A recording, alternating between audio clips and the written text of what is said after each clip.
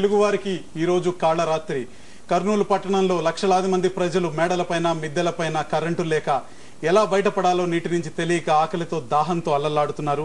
ఈ కాళరాత్రి నుంచి బయటపడాలని వారికి సహాయ హస్తం అందాలని సాటి తెలుగువారిగా మనం కోరుకుందాం. సొంత లాభం కొంత మానుకుని పొరుగువాడికి సాయపడవని ఒక మహాకవి చెప్పారు. ఈరోజు సాటి తెలుగువాడికి సహాయపడాల్సిన సమయం వచ్చింది. తెలుగువారంతా ఒక్క తాటిపై నిలవాల్సిన సమయం వచ్చింది.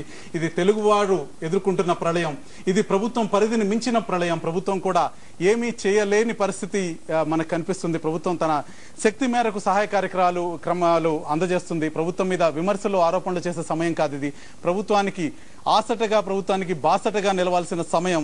తెలుగువారంతా ఒక్కటిగా నిలిచి రాజకీయ విభేదాలను దూరంగా పెట్టి తెలుగువారంతా ఈ ప్రళయం నుంచి, ఈ వరద బీభత్సం నుంచి తెలుగు జాతిని కాపాడుకోవాల్సిన సమయం. తెలుగు ప్రధాన నగరం పూర్తిగా నీటి పాలవుతున్న పరిస్థితి మనకు కనిపిస్తుంది. తెలుగువారంతా ఒక్కటిగా నిలిచి ఈ విపత్తు నుంచి బయటపడాల్సిన అవసరం ఉంది.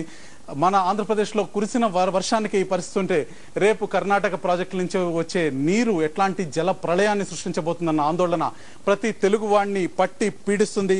ప్రస్తుతం ప్రజారాజ్యం పక్ష నేత చిరంజీవి సచివాలయంలో మా ప్రతినిధి మురళీకృష్ణతో పాటు ఉన్నారు. చిరంజీవి ఏం మాట్లాడతారో విందాం. Over to secretariat. రాష్ట్రంలో నెలకొన్న వరద పరిస్థితి గురించి ప్రజారాజ్యం పార్టీ తరఫున సంఘీభావం ప్రకటించడం కోసం చిరంజీవి వచ్చి ముఖ్యమంత్రిని కలిశారు. అయితే చిరంజీవి గారు ముఖ్యమంత్రిని కలిసి ప్రజారాజ్యం పార్టీ తరఫున ఇప్పటికే మీ సంఘీభావం ప్రకటించారు.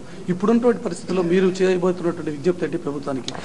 యాక్చువల్గా నేను ఉదయం ఈ పరిస్థితి ఇంత ఉధృతంగా ఉంటుంది అని ఊహించక, సో నేను ఎప్పటిలాగానే సహాయ కార్యక్రమాలు గురించి ముందస్తుగా చర్యలు కైకొనాలని చెప్పడం జరిగింది. ఆ తర్వాత సాయంత్రం వచ్చేసరికి కొంచెం పరిస్థితి మరి చాలా విషమంగా ఉందని తెలిసి నేను వారితో ఫోన్లో సంప్రదించినప్పుడు పరిస్థితిగా ఉంది, సెంట్రల్లో పిఎం గారితో మాట్లాడడం జరిగింది అని చెప్పడం జరిగింది. బట్ ఈవినింగ్ మరీ లేట్ నైట్ వచ్చేసరికి అండ్ ఛానల్స్లో ఉంటే పరిస్థితి చాలా దారుణంగా ఉంది.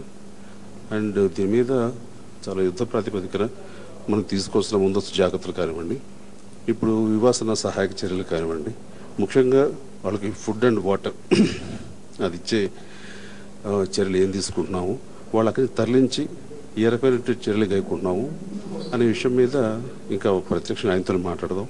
పైగా నైట్ ఆయనకు ఉంటారని తెలిసిన తర్వాత ఆ రకంగా కూడా వచ్చి ఆ సపోర్ట్ ఇవ్వాలి. అయితే ఇప్పుడు కర్నూలు వైపు దాదాపుగా మునిగిపోయినటువంటి పరిస్థితి, చాలా ప్రమాదకరమైనటువంటి పరిస్థితిలో ఉంది. ప్రజారాజ్యం పార్టీ తరఫున మీ కార్యకర్తలు కూడా మీరు ఎటువంటి సంకేతాలు పంపిస్తున్నారు?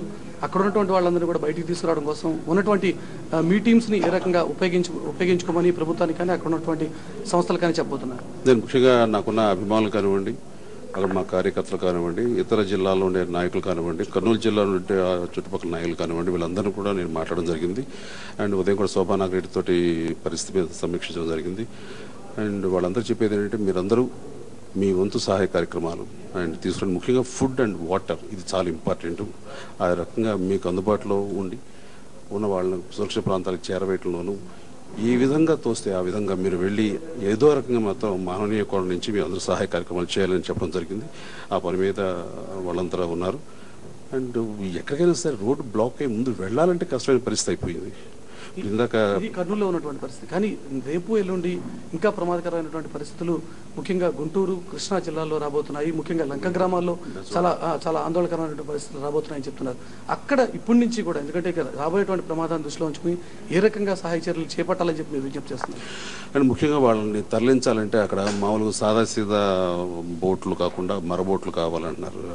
ఆ మర పడవలు అనేవి రప్పించడం కోసంగా ఏం చర్యలు కైకొన్నారు, ఏ విధంగా చేస్తున్నారు, ఈ నౌకాదళాన్ని రప్పించేలాగా, సో మిలిటరీని కానీ వాళ్ళని రప్పించి ఈ సమయంలో వాళ్ళు రావాలి. ఎందుకంటే గత 100 సంవత్సరాల్లో ఇంత దారుణం ఎప్పుడు జరగలేదు. ముందుగా మనకి ఇలాంటివి ఎప్పుడు మనకి ప్రిసీడింగ్గా లేకపోయేసరికి దీనికి సంబంధించి మన మెకానిజం, మన యంత్రాంగం ఎట్లా దీన్ని ధీటుగా తట్టుకోవాలి, దీన్ని ఎలాగా ఓవర్కమ్ చేయాలని దాని మీద యంత్రాంగానికి కూడా సరైనటువంటి అవగాహన లేదు అన్న పరిస్థితిలో ఖచ్చితంగా మరబోట్లు అనేవి రప్పించి చేయాలంటే ఆ చుట్టుపక్కల ఉన్నటువంటి మరబోట్లను రప్పించేసి మిగతావి వచ్చే అవకాశం వచ్చినా అక్కడి నుంచి ఆ లోపలికి వెళ్ళడానికి ఆ రోడ్డు బ్లాక్ అయిపోయి వెళ్ళలేని పరిస్థితులు ఉన్నాయి.